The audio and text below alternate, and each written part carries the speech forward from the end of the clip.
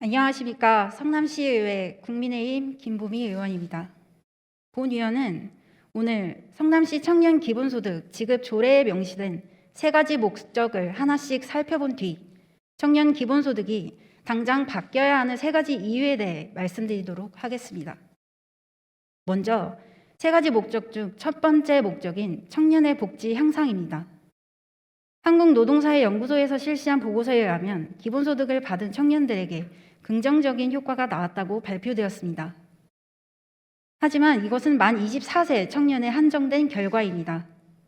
만 24세라는 연령 기준은 대학교 진학 후 사회에 진입하는 청년들에게만 초점이 맞춰져 있으며 고등학교 졸업 후 바로 생계 유지를 위해 사회에 뛰어든 경우 등 그 외의 경로에 있는 정말 도움이 필요로 하는 청년들이 고려되지 않았다는 한계가 있습니다.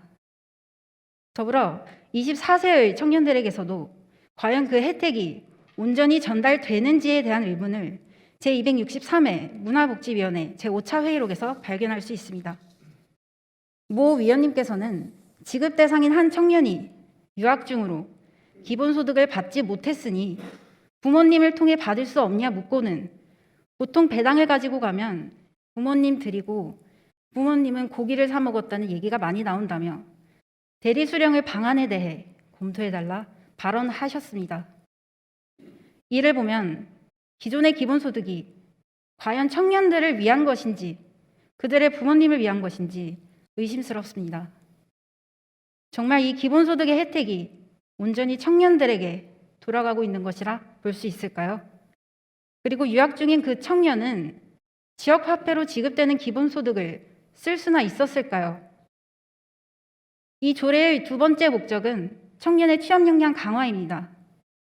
취업정보 사이트 인크루트에서 구직자들을 대상으로 조사한 것에 따르면 지난 1년간 취업 준비 비용이 약 10% 인상되었고 그중에서도 어학 점수에 의한 지출은 평균 191만 원으로 가장 큰 비중을 차지하고 있습니다.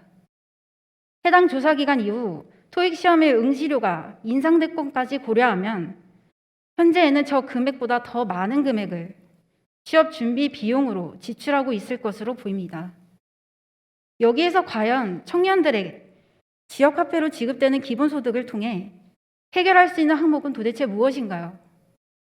토익 응시료도 온라인 강의도 결제할 수 없습니다. 세 번째 목적은 바로 지역경제 활성화입니다.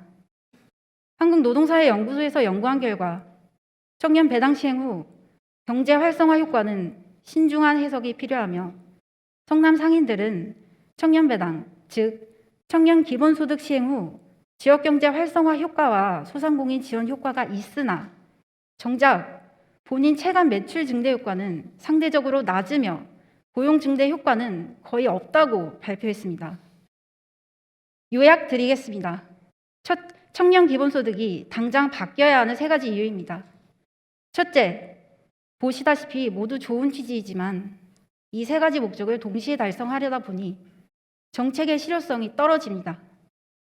19년부터 올해 10월까지 1년 5개월간 목적 외로 사용된 실제 지출 비용만 약 2억 8천만 원입니다.